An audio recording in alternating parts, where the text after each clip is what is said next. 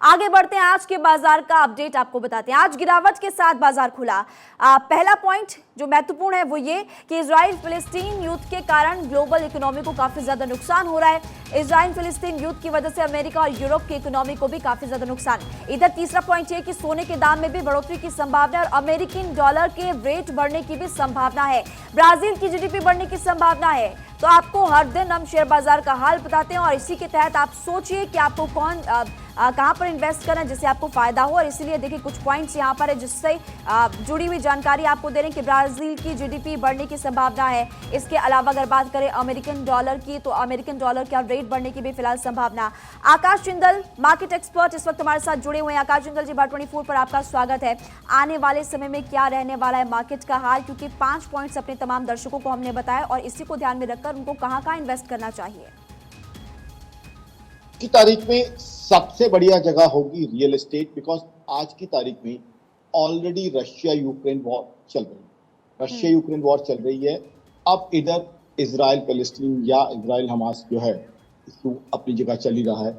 इसकी वजह से ग्लोबल इकोनॉमी को क्लियरली डैमेज होता है। रशिया यूक्रेन वॉर की वजह से ग्लोबल इकोनॉमी को कहाँ डैमेज हुआ है आज की तारीख में सबको पता है।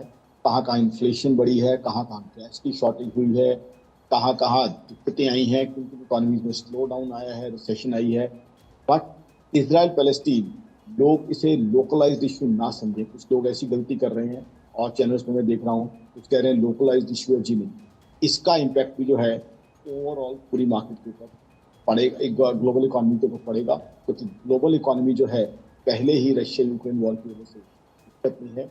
मेरे हिसाब से ग्लोबल इकोनॉमी हो सकता है जो अभी स्लो डाउन की बात हो रही है उससे रिसेशन में चली जाए। तो ऐसे में अगर इन्फ्लेशन बढ़ती है तो उसके अगेंस्ट बहुत अच्छी बैट है रियल एस्टेट। तो रियल एस्टेट इंडिया में बहुत अच्छा परफॉर्म कर सकती है, खासकर देखते हैं क्योंकि इन्फ्लेशन हाई होगा तो रियल एस्टेट प्राइसेस के साथ साथ बढ़ने की उम्मीद है। और रियल एस्टेट में एनसीआर में कई पॉकेट्स हैं जहाँ काफ़ी अच्छी ग्रोथ हुई है। यमुना एक्सप्रेसवे के अंदर बहुत अच्छी ग्रोथ हुई है। नोएडा एक्सटेंशन एरिया के अंदर देखा जाए बहुत अच्छी ग्रोथ जी। चंडीगढ़ में न्यू चंडीगढ़ एरिया देखा जाए वहाँ अच्छी ग्रोथ हुई है।